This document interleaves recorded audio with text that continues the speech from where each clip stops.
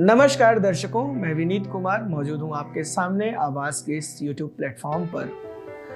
दर्शकों, आपको पता है कि आने वाले दिनों में बिहार में विधानसभा चुनाव होने हैं और चुनाव के पहले आप हम सब जानते हैं कि माहौल कितना गर्म हो जाता है। जी हाँ, चुनाव की गर्माहट अब बिहार में सड़कों पर और गलियों में महसूस होने लगी है। जब आप सड़कों पर निकलेंगे, गलियों पर निकलेंगे तो आप देखेंगे कि यहाँ के खंभे, यहाँ की दीवारें, यहाँ के चौराहे सब पोस्टरों से पटने लगे हैं। कहीं विकास की बात हो रही है, कहीं कोई अभी मौजूदा सरकार की खामियों को बता रहा है, कई सपने, कई ख्वाब, कई जुमले, बहुत सी चीज़ें नज़र आने लगी हैं। कई दिनों से राज्य में छुपा हुआ एसिम्प्टोमेटिक विकास, जिसका कोई लक्षण ज़्यादा नज़र नहीं आ रहा था, वो लक्षण अब उभरने लगा है। कई जगहों पर सड़कें बनने लगी हैं। आपको मैंने पिछली वीडियो में बताया था कि कैसे रात भर में सड़क बन जाती है। तो इस तरह की चीज़ें बिहार में चुनाव के पहले होनी आम बात है, बिहार के हर जगह होती है। तो अभी यहाँ चुनाव है तो यहाँ भी अभी चीज़ों ने रफ्तार पकड़ लिया है। दर्शकों, ये तो ठीक है, ये तो राजनीतिक चीज़ें हैं, राजनीतिक मामले हैं। पार्टियाँ आती हैं, पार्टियाँ जाती हैं, सरकारें बनती हैं, सरकारें टूटती हैं। लेकिन एक आम इंसान के तौर पर आओ और हम क्या खोजते हैं? आखिर हमें क्या चाहिए?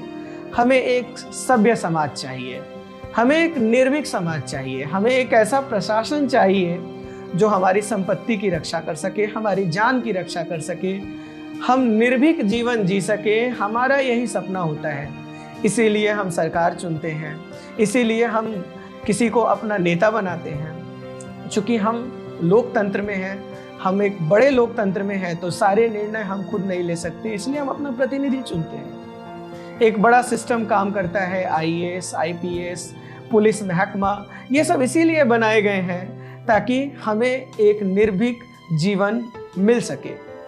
लेकिन पटना में आए दिनों में जो कुछ हुआ है, इससे क्या आपको लगता है कि हम सड़कों पर पूरी तरह से निर्भीक और निश्चिंत होकर के चलते हैं? कहीं ना कहीं थोड़ी तो खामी आई है। हालांकि वैसे तो इसका जिक्र मैंने अपने फेसबुक वॉल पर भी किया था। एक स्टोरी मैंने लिखी थी कुछ दिन पहले, 10 सितंबर को मैंने ये स्टोरी लिखी थी और कई लोगों ने उस पर लाइक किया, कमेंट किया, कई तरह की बातें हुई। मुझे लगा कि इस स्टोरी को वीडियो के जरिए आप तक पहुंचाया जाना चाहिए, क्योंकि वीडियो का महत्व थोड़ा ज़्यादा होता है, तो इसलिए मैं वीडियो के जरिए आ गया आज आपके सामने। बात ऐसी है कि हो सकता है यह घटना कहीं न कहीं आपने देखी हो, आपके सामने घटी हो सकता है ऐसी घटना कहीं आपके साथ भी ना घटी हो अतीत में। हालांकि मैं चाहूँगा कि यह घटना कभी आपके साथ नहीं घटे, क्योंकि इस तरह की घटना अप्रिय होती है, क्योंकि छोटी से छोटे हादसे भी हमारे अंदर थोड़ा डर पैदा कर देते हैं, जिससे हमारी ज़िंदगी जीने का तरीका बहुत ज़्यादा बदल जाता है। चलिए हम शुरू करते हैं, मुद्दे की बात करते हैं और बात करते हैं। दर्शकों, पटना में एक बात समझ में नहीं आती मुझे, यहाँ स्मार्टफोन इतने ज्यादा गुम क्यों होते हैं? क्या यहाँ की सड़कों पे कोई रोबोट 2.0 का पक्षी राजन घूम रहा है क्या? कि जैसे आप जाते हैं और अचानक से आपका फोन गुम हो जाता है, गायब हो जाता है। आखिर ऐसा क्या है कि यहाँ स्मार्टफोन इतने ज्यादा गुम होते हैं? आए दिन पटना के थानों में लोग पुलिस वालों के सामने अर्जियां जमा कराते हैं कि उनका फोन गुम हो गया है। यहाँ के लोगों के लिए अब यह न्यू नॉर्मल हो गया है। कभी शाम 7 बजे, कभी 8 बजे, कभी सुबह में, कभी किसी इलाके में तो कभी किसी इलाके में किसी का फोन गुम हो रहा है। पता नहीं कब तक ऐसा होगा, कब तक ऐसा चलेगा, मुझे नहीं पता। ये तो छोड़िए आम इंसान की, तो छोड़िए आम आदमी को, तो छोड़िए हम और आप आम आदमी हैं भैया, पुलिस वालों को भी फोन गुम हो जा रहे हैं। 2020 में एक रिपोर्ट आई थी, एशिया न्यूज़ की ये रिपोर्ट है कि पटना में महिला दरोगा का मोबाइल छीनकर जो झपट्टा मारने वाले थे वो फरार हो गए और बेचारी दरोगा मैडम ही देखती रह गई। यह खबर छपी है 23 फरवरी 2020 को, एशिया नेट न्यूज़ हिंदी में यह खबर आई थी। कई तरह के गैंग का पर्दाफाश पुलिस ने किया है, कभी बॉर्नविटा गैंग आता है सामने तो कभी कोई गैंग आता है, लेकिन इस तरह की घटनाएं पटना में नॉर्मल हो चुकी हैं। आप सोचिए कि जब सड़कों पर, गलियों में किसी का फोन गुम होता है तो उसकी मानसिक हालत क्या होती है। घटना के बाद जब वह व्यक्ति थाने पहुंचता है और वहां अर्जी देने के लिए जब वह जाता है तो आप समझिए कि वहां कागज भी नहीं होता। इतनी गरीब हो चुकी है पटना पुलिस। एक और खास बात, आप कितने भी पढ़े लिखे क्यों ना हो, जब आप पटना के थानों में जाएंगे तो वहाँ के दरोगा बाबू, वहाँ के बड़ा बाबू मौजूद होते हैं आपका कॉन्फिडेंस तोड़ने के लिए। आप कितने भी पढ़े लिखे क्यों ना हो, आप अच्छे लेखक हैं, आप बढ़िया सा आवेदन लिख के जाएंगे कि आपके साथ क्या हुआ, क्या वाकया हुआ, क्या हादसा हुआ। आप जब बड़ा बाबू के सामने जाएंगे तो बड़ा बाबू क्या बोलेंगे, बात ये क्या लिख दिए, ये थोड़े लिखना है, रुको हम लिखवाते हैं, वो लिखो। और फिर आपको डिक्टेशन दिया जाएगा। आपको ऐसा फील होगा कि आप दूसरी कक्षा में बैठ करके श्रुति लेख का एक्सरसाइज कर रहे हैं। दरोगा बाबू आपको बताएंगे, बड़ा बाबू आपको बताएंगे, आप वही लिखेंगे। जब आप सब कुछ लिख लेंगे, आपका आवेदन तैयार हो जाएगा, तब बड़े अदब के साथ पटना पुलिस, दरोगा बाबू, बड़ा बाबू आपको बोलेंगे, सुनिए, जाइए इसका जिरोक्स करा के लाइए। जिरोक्स क्यों कराया जाता है मालूम है? रिसीविंग देने के लिए। मतलब पटना के थानों में एक जिरोक्स मशीन भी नहीं लगी होती है।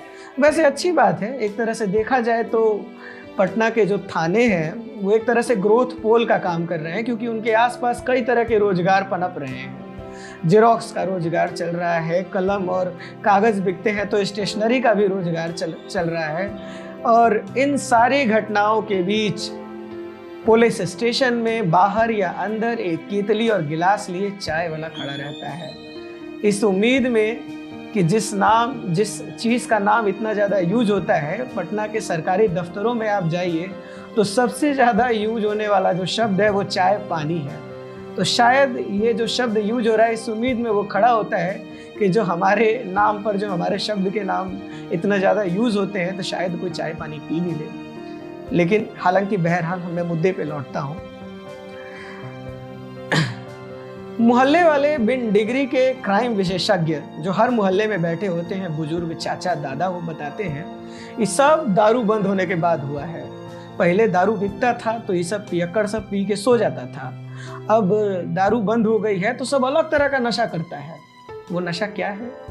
तो लोग बताते हैं कि वो नशा बीएस है। पहले तो हमको भी नहीं समझ में आया कि बीएस है क्या। फिर मैंने इंटरनेट पे सर्च किया तो मालूम चला बीएस ब्राउन शुगर है। ब्राउन शुगर यानी एक ड्रग्स, एक ऐसा ड्रग जो अगर किसी की नसों में घुल जाए तो धीरे धीरे वो उसकी जिंदगी को खा जाता है। और लोग बताते हैं कि इस तरह का नशा पटना में आम हो चुका है, और इस तरह के नशा का बढ़ना ही इस तरह की अपराध, जो छिनतई, जो चोरी हो रही है, इस तरह के अपराधों को जन्म दे रहा है। अगर हालांकि हमारे पास कोई ऑफिशियल डाटा नहीं है, कोई आधिकारिक आंकड़े नहीं है, ना मैं किसी अधिकारी से बात कर पाया ताकि मैं आपको पूरी तरह से पुष्ट होकर बता सकूं कि इस घटना की सच्चाई क्या है, लेकिन अगर ऐसा हो रहा है तो यह बहुत ही शर्मनाक बात है। जहां बिहार के युवाओं को खेल की तरफ ले जाना चाहिए, जहां बिहार की युवाओं को पढ़ाई की तरफ ले जाना चाहिए, यहाँ की प्रतिभा का पूरा दुनिया लोहा मानती है, वहाँ की युवा अगर ड्रग्स की गिरफ्त में जाएंगे, वहाँ की युवा अगर ड्रग्स की गिरफ्त में जाके चोरी करेंगे, छिनतई करेंगे, तो आप सोच लीजिए इस राज्य का क्या होगा, इस समाज का क्या होगा।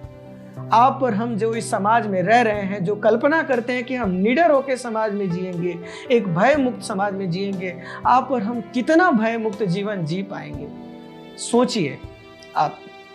हम सत्ता चुनते हैं, हम सरकार चुनते हैं इसीलिए कि हमें जिंदगी अच्छी मिले। क्या हमें अच्छी जिंदगी मिल रही है? क्या हमारे चुने हुए प्रतिनिधि एक जिम्मेदार सरकार बना रहे हैं? Are they providing us responsible government? जवाब आपको और हमको ही खोजना है। चलिए आगे बढ़ते हैं। खैर, ये तो बातें हो गई। आपसे निवेदन है कि जब आप सड़कों पर निकले तो थोड़ा जागरूक रहें, थोड़ा सतर्क रहें। अपने फ़ोन को बचाने के लिए ईयरफोन का प्रयोग करें। इससे एक चीज़ अच्छी है कि थोड़ा ईयरफोन का भी बिजनेस बढ़ गया। वैसे तो राजधानी में बाकी सब ठीक है, देश का सबसे गंदा शहर डिक्लेयर हो चुका है। हालांकि मैं यह नहीं कहूँगा कि इस उपाधि को पाने में सिर्फ सरकार का ही योगदान है। आप और हम जब सड़कों से धड़ाम धड़ाम प्रोजेक्टाइल मोशन में कूड़ा फेंकते हैं तो यह भी हमारी सड़क, हमारी राजधानी की इज्जत में चार चांद लगाने में बहुत बड़ा योगदान लगाता है। ऐसा नहीं करना चाहिए, लेकिन फिर भी आए दिन ऐसा सड़कों पर होते रहता है। तो आपको हमें यह बात सोचनी चाहिए कि हम अपने शहर को साफ कैसे रखें, स्वच्छ कैसे रखें। प्रशासन को यह बात सोचनी चाहिए कि हम कैसे एक निर्भीक निडर समाज दे सकें जिसमें हमारी जनता अमन और सुकून की जिंदगी जी सके। बागों में बहार है कहना तो बहुत आसान है, लेकिन वाकई में बहार लाने में माली को बहुत मेहनत करनी होती है। एक और निवेदन अंत में मैं आपसे करना चाहूँगा, चुनाव आ रहे हैं, अपने मत का प्रयोग करें, एक बेहतर सरकार चुने, एक जिम्मेदार सरकार चुने, अपने बुद्धि का प्रयोग करके मतदान करें, मतदान जरूर करें। धन्यवाद, नमस्कार।